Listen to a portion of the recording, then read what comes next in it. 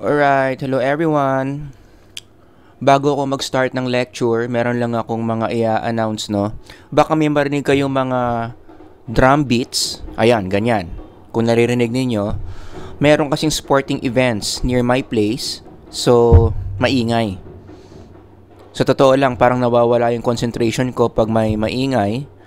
So, just bear with me. And one of the lessons here, no, na may kinalaman sa IO psychology, kahit sa bahay, merong tinatawag na psychological work hazard. Lalong-lalo na kapag work from home. Yan, kasama talaga yung mga ganyan, no? Also, etong mic ko for some reason, paminsan-minsan nawawala. So, kapag nasa middle ako ng lecture, biglang nawala yung mic, just wait for me, papalitan ko ng bagong mic. Okay? So, meron na ditong nakatambay na mic. Anyway, as I mentioned, ang topic natin today is on IO psychology. We will talk about leadership.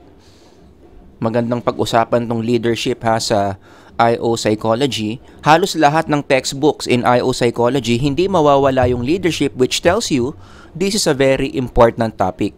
Bakit mahalaga na pag-aralan natin yung leadership in the psychology of the workplace? Merong isang quotable quote ang sabi, "A bad leader can take a good staff and destroy it, causing the best employees to flee, umalis, and the remainder to lose all motivation."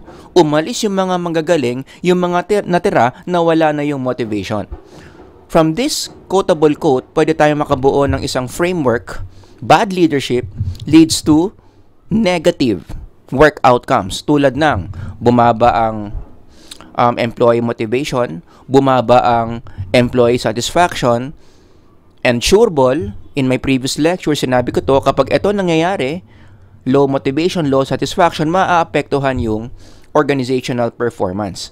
Kaya ang isang organization magsasara, kaya nalugi, kaya ang mga empleyado nagwelga because of this framework. And this framework started with, saan nagmula lahat?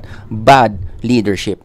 Kaya sobrang mahalaga talaga na pag-usapan yung leadership. Dapat lahat ng leaders in the organization, marunong sila ng basic leadership styles.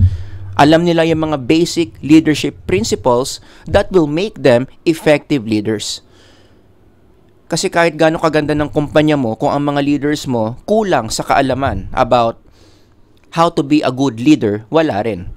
The company will fall short. The company will falter. Sabi nga ni John Maxwell, one of the gurus in leadership, kilala nyo dapat to si John Maxwell, no? Isa to sa mga pinakamagaling when it comes to the topic of leadership. Everything rises and falls on leadership. Hindi mo pwedeng palitan tong word na leadership by other positions in the organization. Hindi ko minamaliit yung mga janitors, hindi ko minamaliit yung mga secretaries, but you cannot say everything rises and falls on your secretary, everything rises and falls on your janitor, or everything rises and falls on the rank and files. Kasi yung mga positions na yon, yung impact nila, it's not as strong as the impact of leadership. Sa lahat ng organizational positions, leadership ang merong pinakamalakas na impact whether an organization will do well or not. Kaya mahalaga talaga yung tinatawag na leadership. That's why ang implication yan sa mga training firms, yung mga gusto mag-training consultants dyan in the future, isa sa mga pinakamahal na courses sa training workshops would be on leadership.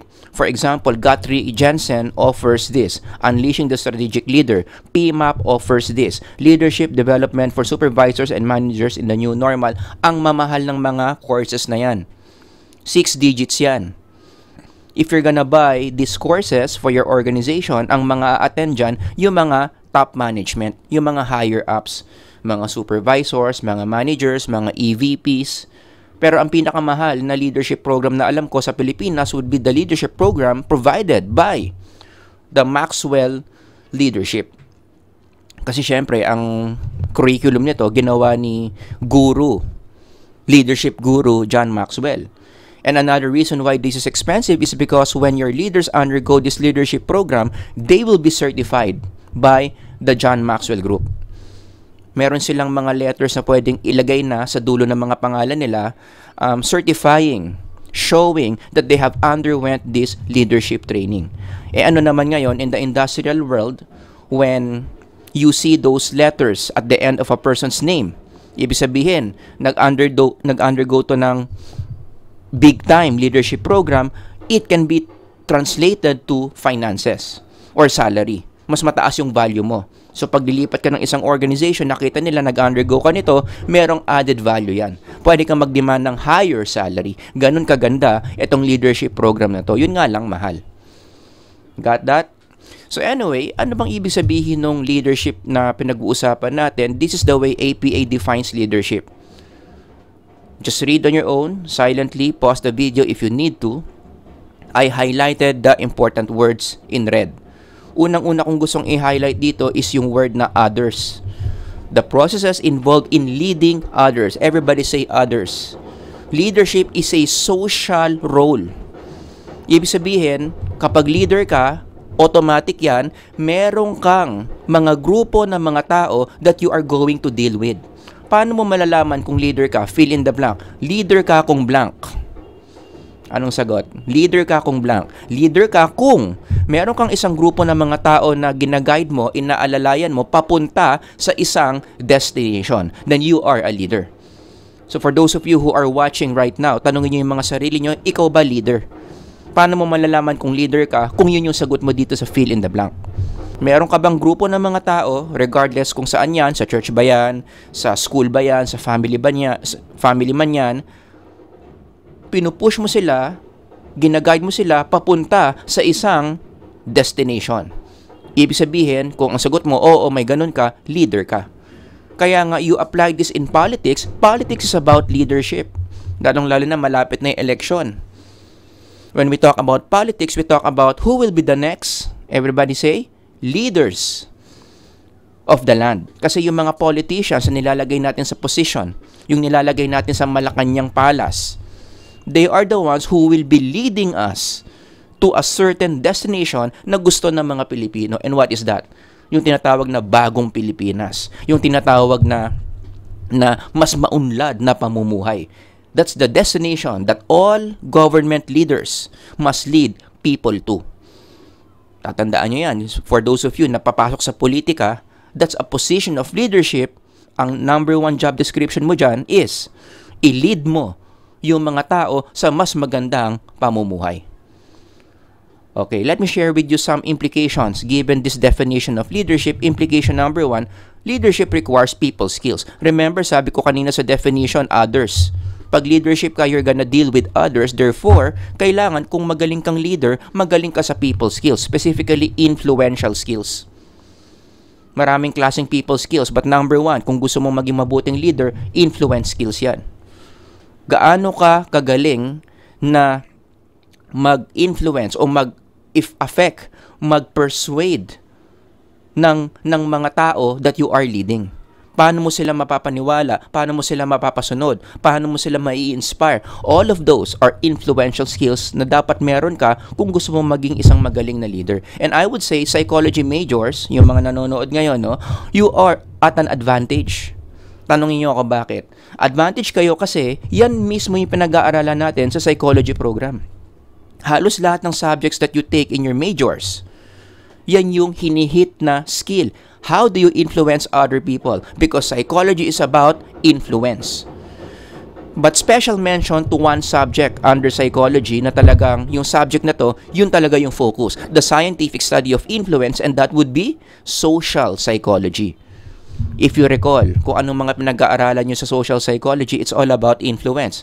I know that because I teach that. In social psych, you talk about persuasion. You talk about psychology of attraction. You talk about conformity, so on and so forth. Diba? Kaya again, kapag psych major ka, 5 steps ahead ka compared to someone na hindi psych major when it comes to leadership. Kaya ako naniniwala, marami mga psych majors today, in the future, magiging leaders kayo. Magiging CEO kayo. Magiging COO kayo. At sana, in the future, meron akong estudyante na maging presidente ng Pilipinas. Oh. Pwede rin siguro vice president. Pwede rin siguro senador. Basta ang bottom line, psych majors, closer kayo sa positions of leadership because you have already learned these skills that I'm talking about. Another implication of leadership is How do you spot future leaders in an organization? Sa isang opisina, paano mo malalaman kung sino yung may potential? Everybody say potential. Yan. Sino may potential na maging leader? Ang sagot dyan, hanapin mo yung isang empleyado na magaling sa influence skills. Laging meron yan in any offices.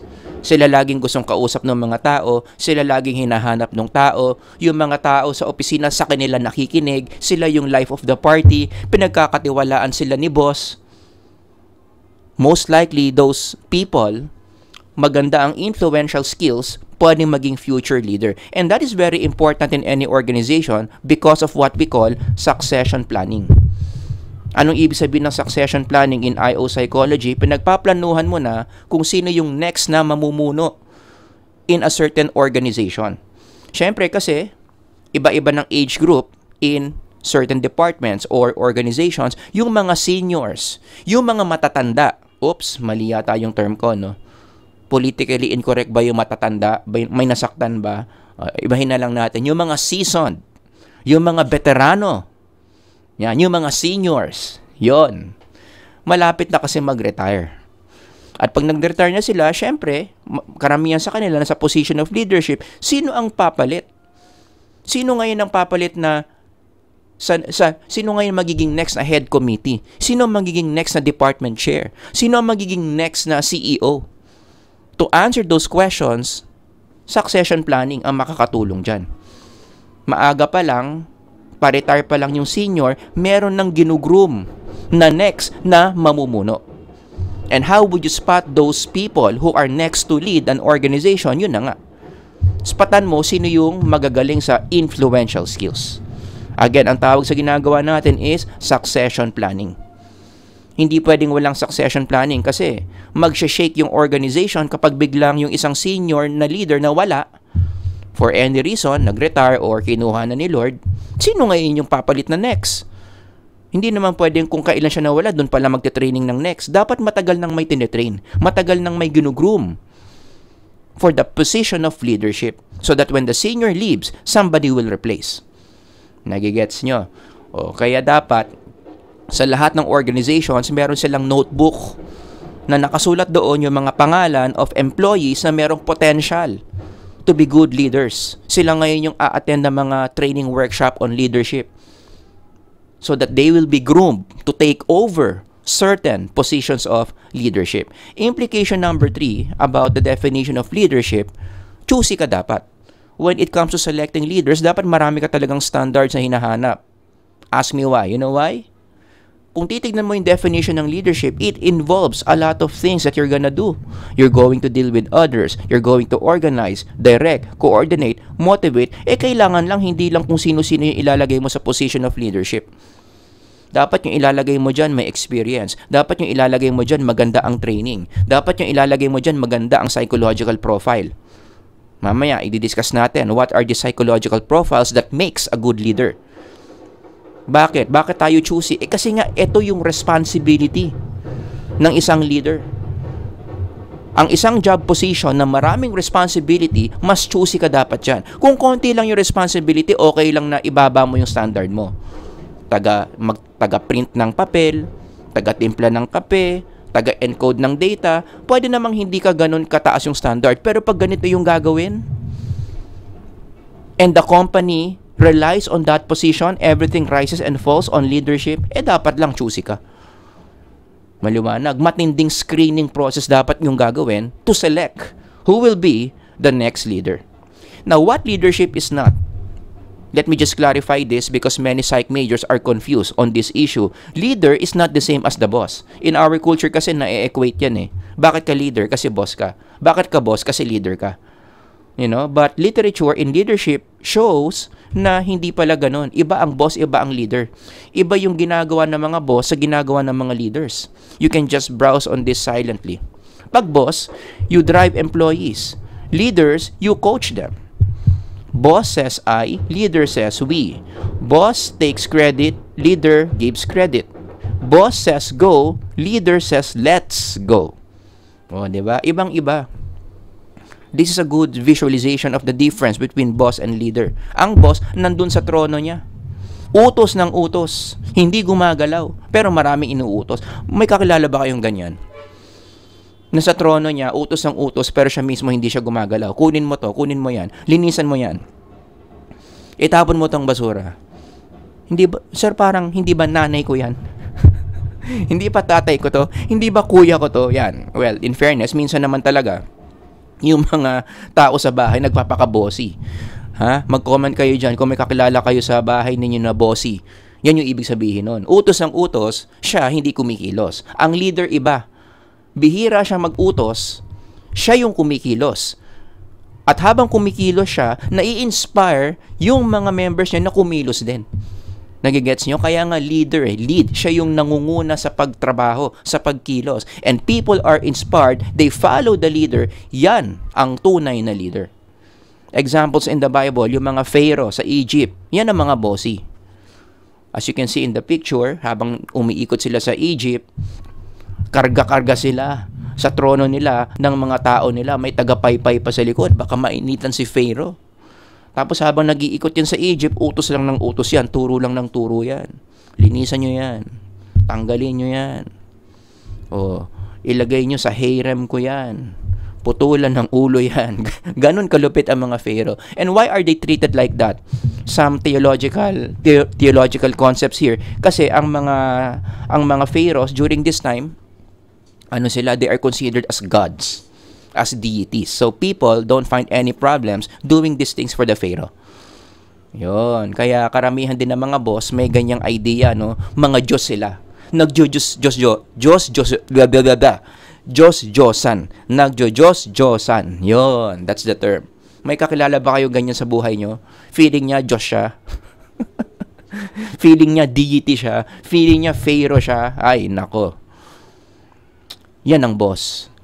Pero ang isang leader, going back to this illustration, hindi siya boss, ganito siya. Nangunguna siya sa pagkilos such as Moses.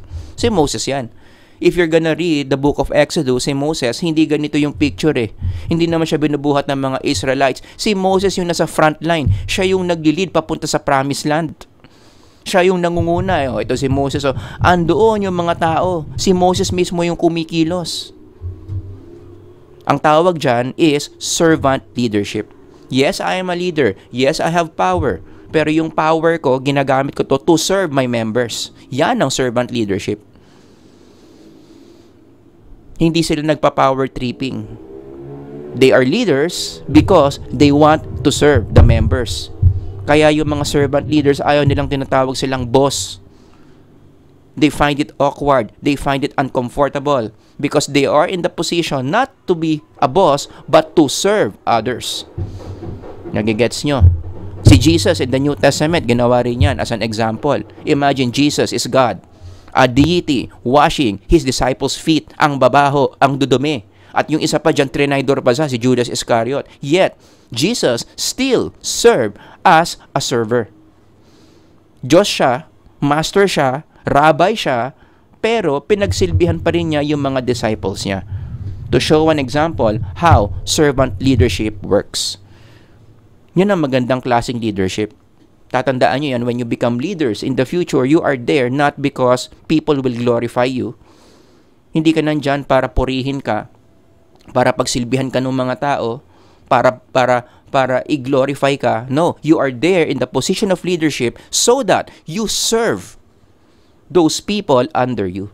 Kaya magandang application to sa politics, malapit ng election. Isa dapat yan sa mga standards that you're looking for before you vote for a candidate.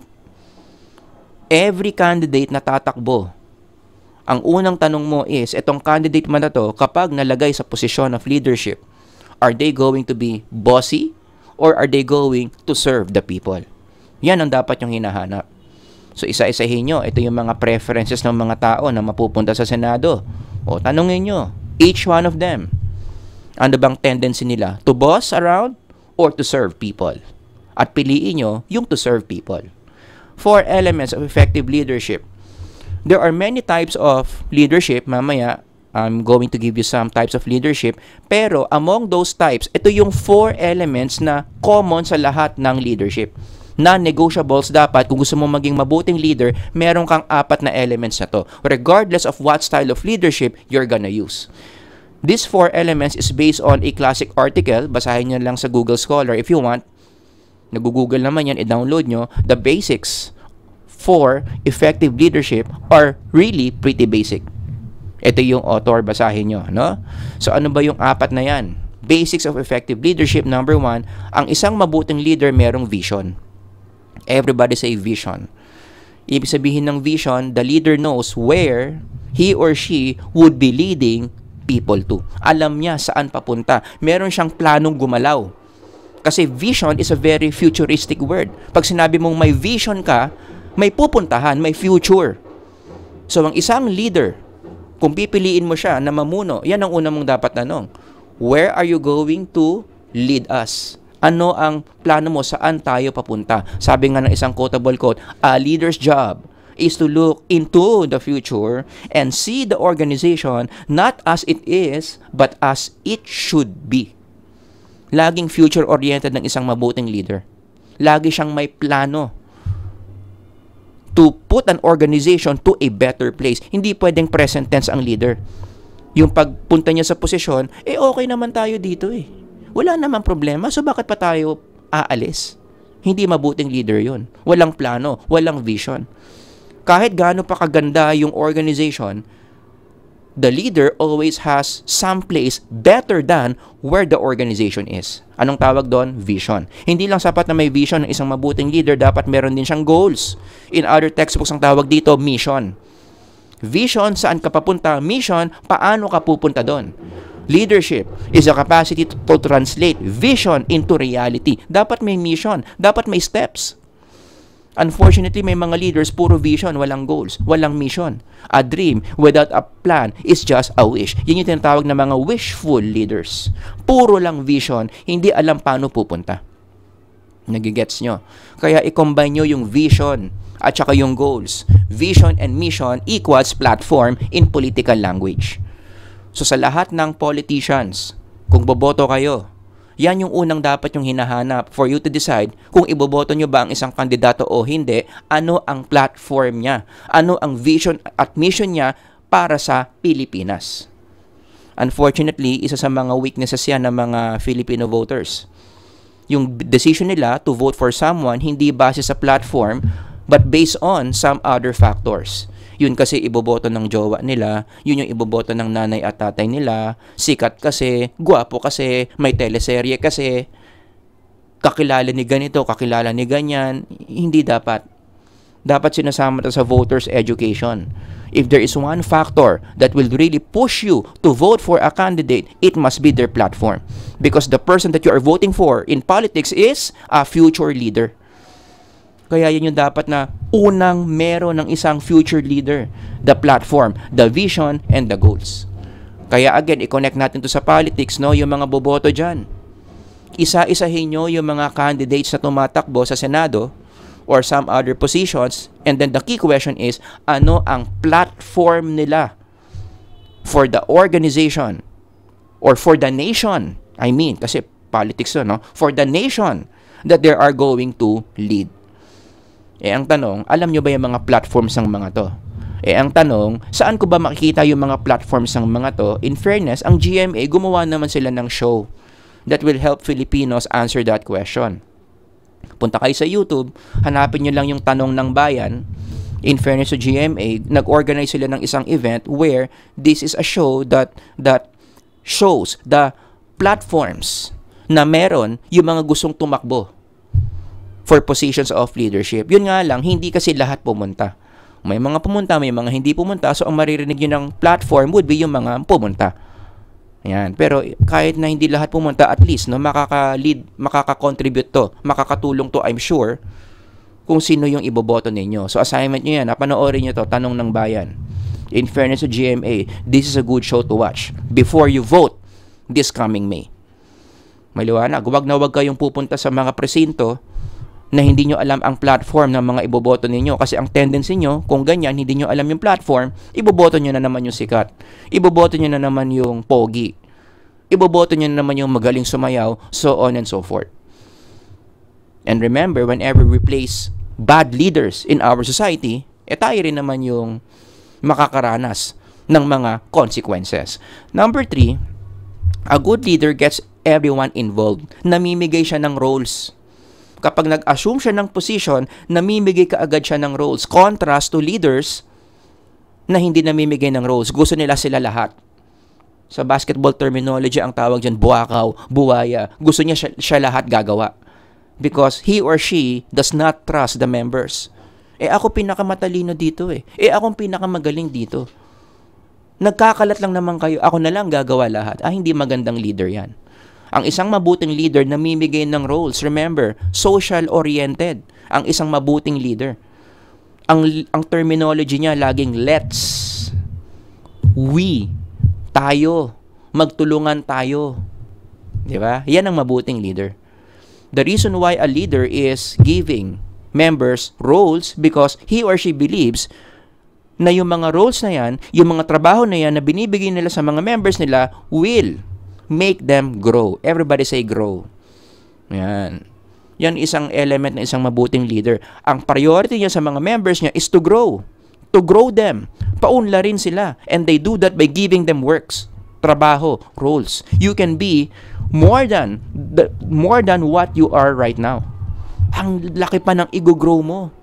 Alam ko may potential ka. Alam kong kaya mo tong trabahong to. Kaya binibigay ko sa iyo tong trabahong to. Ikaw ang mag-head ng thesis committee. Ikaw ang mag-head ng practicum committee. Ikaw mag-head ng social engagement. Bakit niya ginagawa yon? Hindi dahil nagpa-power tripping siya. Yun pa pala. Meron namang mga leaders baliktad.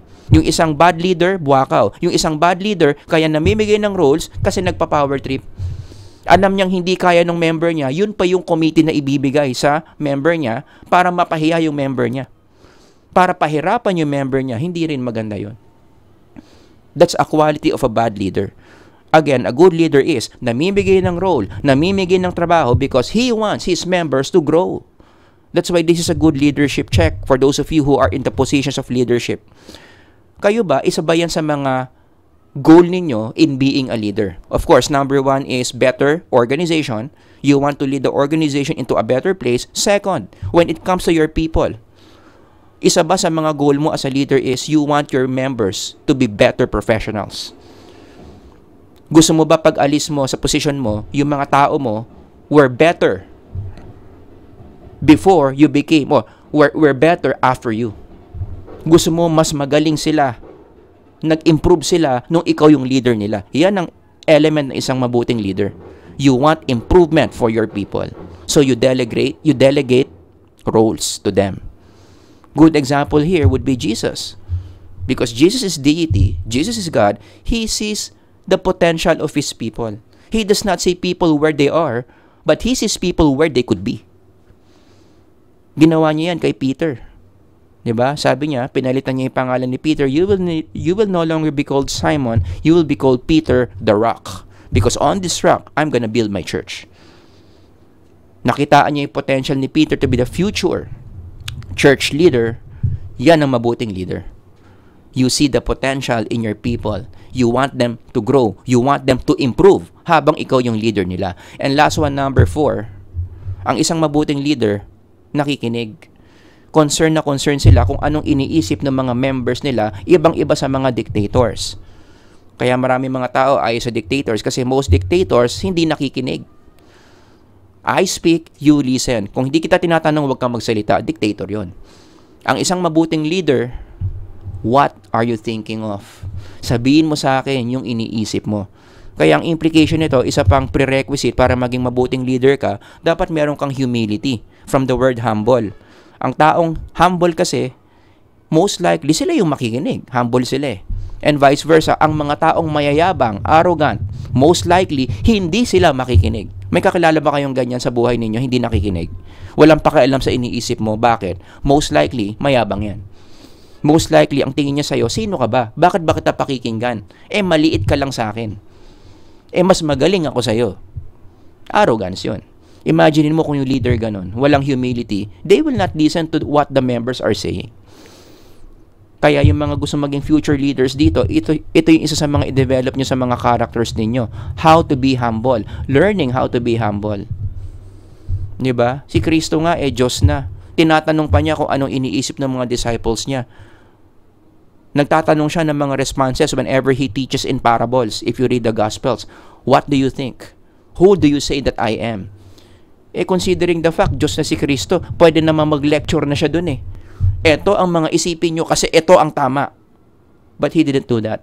He cared enough to listen from his people. Sabi nga sa mga researchers, in connection to listening, we can form this framework. A listening leader communicates, perceives support, and care to the members. Ang mga empleyado na nafe-feel nilang pinapakinggan sila ng mga leaders nila, they feel supported. They feel they are taken care of. At yan, nagpapataas ng job satisfaction, nagpapataas ng job engagement, and most importantly, one of the most important variables na dapat meron ng isang leader, ang mga tao merong respeto sa kanila. In what form? How do their members respect them? Because leaders listen to them. Well, they also listen to the leaders. Nagkakaroon ng reciprocity. Pinakinggan ako ng leader ko, pakikinggan ko rin yung sinasabi ng leader ko. Remember, sabi ni John Maxwell, people don't care how much you know, meaning they don't listen. Wala akong pakialam kung may PhD ka. Wala akong pakialam kung ikaw yung boss ko. Hindi kita pakikinggan. Pero how do you end that? Until they know how much you care. And how do you make people feel cared for? By listening to them. Pag nakinig ka sa kanila, now people will begin to care. Through listening. I care about what my leader is saying to me. Kaya ang bottom line lang dito sa Tagalog, kung gusto mong pakinggan ka, makinig ka rin sa iba. Got that? So in summary, given the 4 elements of good leadership, Jesus had it all. If you read the Gospels, Matthew, Mark, Luke, and John, itong 4 na to, lahat yan nagagawa ni Kristo. That's why He's considered the best leader in the history of the world. And there are many books patterned after His leadership style. At marami sa mga authors na to, they are not even Christians. These are secular authors. Even them, they agree na si Jesus isa talaga sa pinakamagaling na leaders who ever lived here in planet Earth.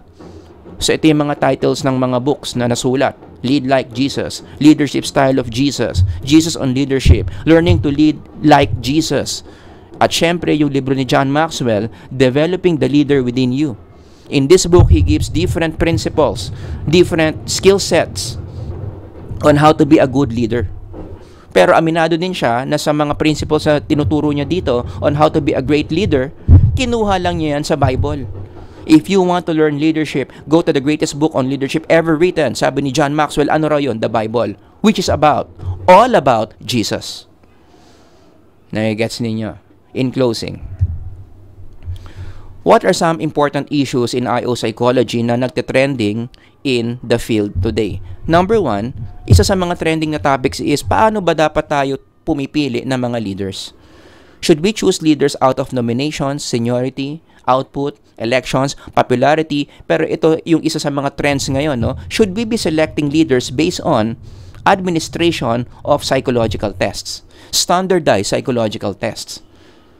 Agree ba kayo in the future, let's say in politics, bago payagan ng isang kandidato na maging candidate, tumakbo sa isang position, dapat mag-undergo muna ng standardized psychological tests that predict whether they will be good leaders or not. And the result of those tests pwedeng i-publicize. Oh, di ba? Magandang panukala yan, no? So you may agree, you may disagree, but the point here is in the literature, marami na mga IO psychologists are pushing for this. Let's use standardized psychological tests to screen sino yung mga magiging mabuting leaders. At marami na tayong mga instruments dyan. Meron tayong tinatawag na ILS, Implementation Leadership Scale. Meron tayong tinatawag na Transformational Leadership Scale. Again, these are scales, these are leadership tests that can more or less predict whether someone will be a good leader or not. O, di ba? Kaya pwede itong i-consider. Yung mga gustong pumunta sa isang leadership position, kumuha muna kayo ng mga psychological test na to. Number 2, another trend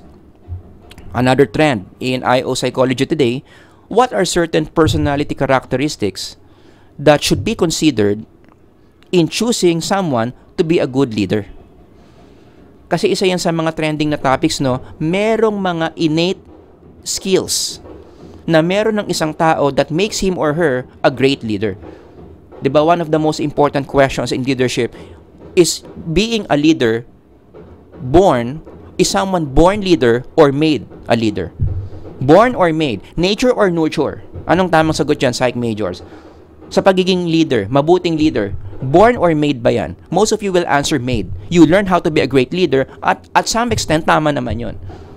Kaya nga tayo bumibili ng mga books ni Maxwell para mas maging mabuting leader. But studies show na meron palang mga innate personality characteristics, natural, you don't have to learn, that makes you a great leader. Yun yung sinasabi ng libro na to, Selected.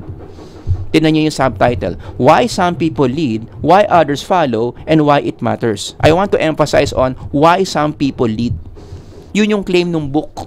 Merong mga innate personality characteristics na kapag meron ka nun, sure ball, magiging great leader ka. That explains why there are some people in our society na mukhang ang dali-dali sa kanilang mag-lead. Effortless. People easily believe in them because it seems like parang natural sa kanila yung mag-lead ng mga tao. Ang bilis-bilis nilang magpasunod ng mga tao. Ang bilis-bilis nilang mag-influence ng mga tao. Sounds familiar? Karamihan ng mga leader ng kulto. Ganyan. Now, that would make sense. Bakit may mga tao like these leaders, yung mga leader ng kulto, ang galing-galing nilang mag-lead, ang galing-galing nilang mag-persuade? Maybe because they have those innate personality characteristics na sinasabi dito sa libro na to. That is again, genetics, may kinalaman sa nervous system mo, kaya ka magaling na leader. Na-gets ninyo? Oh, this is another paper to support that idea. No? Nire-relate nila yung big 5 personality traits, meron daw certain profile to, na kapag yan yung profile mo, most likely will make you a good servant leader. And again, bakit ba ganito yung naging psychological profile mo sa Ocean? Openness, conscientiousness, extroversion, agreeables, neuroticism. Dapat tinuro to sa theories of personality. Whatever your profile is in the big 5, bakit ganyan ang profile mo? Isa sa mga factors, genetic factors. By nature, you are born that way. Maliwanag. So, ang pagiging leader, ang bottom line is, partly, you are born to be a great leader. Lalong-lalo na kung meron kang personality characteristic, nung pinanganak ka, ganun ka na, that predicts you to be a great leader. And last one, number 3. Ano ba yung appropriate leadership style? What is the best leadership style? In the history of leadership research in IO psychology, they used to ask that question, what is the best leadership style? Only to find out later on in the future, fast forward, they were asking the wrong question. It's not a matter of what's the best leadership style. Rather, anong dapat na tinatanong? Ano ang appropriate leadership style? Na-discover nila walang best leadership style. Anong leadership style ang gagamitin? Yung sagot ng mga matatalino? Depende. Depende sa ugali ng organization. Depende sa profile ng organization. Marami bang millennials dyan? Marami bang Gen Zs dyan? Mga techie ba yung mga tao dyan? Matitigas ba yung ulo ng mga tao dyan? May mga PhD ba yung mga tao dyan? Every change in the profile of an organization will also change kung anong leadership style yung dapat ina-apply sa kanila. Actually, ang good analogy dito, pababain natin from organization, yung mas maliit lang, the family. Parenting is also a position of leadership. Do you agree? Kaya isa sila yung unang leadership na unang model natin ng leadership, yung mga parents natin. And the age-old question about parenting is, should you be treating all your children in the same way? Let's say marami kang anak, 3 anak mo. Dapat ba pare-pareho yung treatment mo sa kanila? Kung anong treatment mo sa isa, treatment mo sa lahat, ang sagot hindi. Studies show that. Ang dami natin literature on parenting dyan. If I ask you, ano ang best parenting style? Most of you will answer, lalo na yung mga nag-DevPsych dyan, authoritative parenting. But you have to remember that those literature that says authoritative parenting is the best parenting style are done in the Western culture. Siguro sa Western culture, for Western people, for Western personality profiles. Authoritative parenting is the best, but it's not universal. Kasi other than the Western culture, marami pang ibang kultura. And in some cultures, authoritative parenting is not the best parenting style.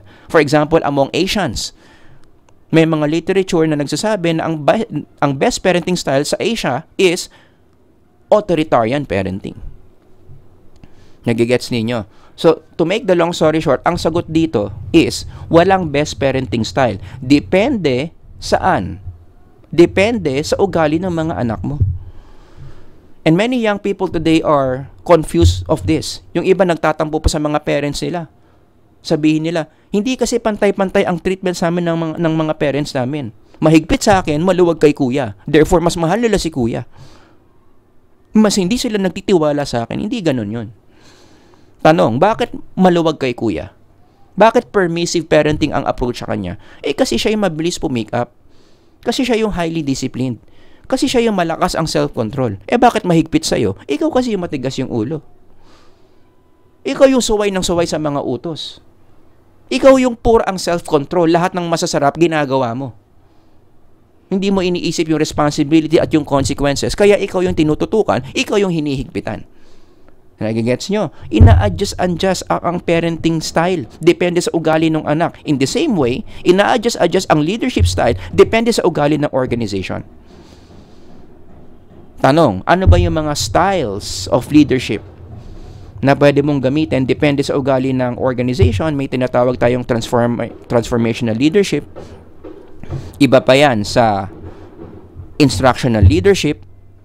Iba pa yan sa authoritarian leadership, participative leadership. Iba pa yung laissez-faire leadership. Yung nagte-trending ngayon, paborito ko to, meron din tayong spiritual leadership. If you want to read more about this, you read this article. Pwede rin tong article na to.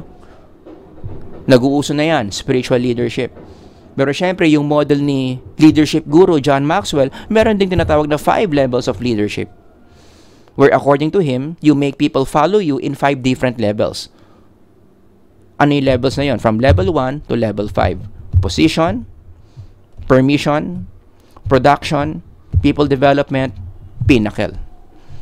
Diba? To make the long story short, siguro basahin nyo na lang, hanap na lang kayo sa YouTube ng video na to, no? Pero i-explain ko ng mabilis. Why do people follow you if you're the leader? You start with position 1 or with level 1, I mean. People follow you in level 1 because you have power. Wala silang choice. Bakit kanila sinusunod? Kasi ikaw boss nila. Takot sila sa'yo. Pag hindi mo sila sinunod, baka tanggalin mo sila sa trabaho nila. Yan. Kaya kanila sinusunod. That's the lowest level of leadership according to John Maxwell. Next, kapag medyo nag-mature ka na sa leadership mo, you lead people by liking or emotion. Ibig sabihin, kaya kanila sinusunod kasi gusto kanila. Kasi feeling nila, they feel good whenever they follow you. And according to Maxwell, one reason kung bakit ka napunta sa level 2 kasi you have connected with them. Nagkaroon ka ng relationship with them. Naging parang kaibigan ka nila. Yan. Kaya kapag nag-uutos ka, kapag nagli-lead ka, they like you, so they follow. May mas mataas ba dyan? Yung level 3, yung production. People follow you because of the outcomes. Dito, idol ka na nila. They follow you not because they like you. Kaya dito sa level 3, kahit hindi ka nila gusto, kahit may mga galit sa'yo, sinusunod ka pa rin nila. Bakit? Kasi kahit masama yung ugali mo, kahit hindi ka ganun ka-close sa kanila, sinusunod ka nila kasi may outcomes ka. Idol ko to. Hindi man ako laging kinakausap nito, pero idol ko to. Ang galing niya talaga sa craft na yan, sa skill na yan. Ang galing niya sa sales, ang galing niya magturo, kaya makikinig ako dyan. Yan yung level 3. Level 4, ito na yon, yung people development according to John Maxwell. People follow you because of loyalty. Kaya kanila sinusunod kasi loyal sila sa'yo, gusto nilang ma-mentoran mo. Kaya nga people development, diba, reproduction, teach me how to be like you. Teach me the skills that you know. Kasi ang dami mong na-produce dito, leadership by outcome. Pwede mo ba kaming turuan? Mentoran mo kami, please. Ituro mo yung mga techniques mo para kami rin maging magaling. Yan yung level 4. People development, they become loyal to you because they want to be mentored by you. And last one, yung pinakamataas, which according to Maxwell, konti lang yung nakakarating dito, yung leadership by inspiration, also known by pinnacle leadership. Ibig sabihin yan, people follow you because they are inspired by you. To the point, they want to be like you. Ganun katindi. Kaya konti lang yung nakaka-achieve ng ganyang klaseng leadership eh. Yung kahit hindi mo sila utusan, Kahit magtago ka as the leader, they will still sustain your teachings. They will still follow your commandments. They will still promote your principles. Kahit di mo sinasabi. Inspired pa rin sila sa pagsunod sa'yo. Yun yung pinnacle. And if there's one organization na naiisip ko, na sa tingin ko, na sa level 5, they are being led by, in the pinnacle level, that would be the Church of Christ. Imaginein mo, yung CEO ng church, 2,000 years na, more than 2,000 years na, wala na physically sa mundo, yet, the business is still thriving. God's business is still thriving. Kahit physically wala siya sa mundo. Yan ang pinnacle leadership. CEO, Jesus.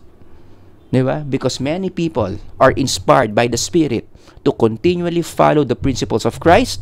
Kaya ang church, buhay na buhay pa hanggang ngayon. Oh. In the human level, konti lang yung mga leaders na naka-achieve niyan. They lead people from level 5. But one good example of that would be, again, Jesus. How He led the church up until today. Pinnacle level of leadership.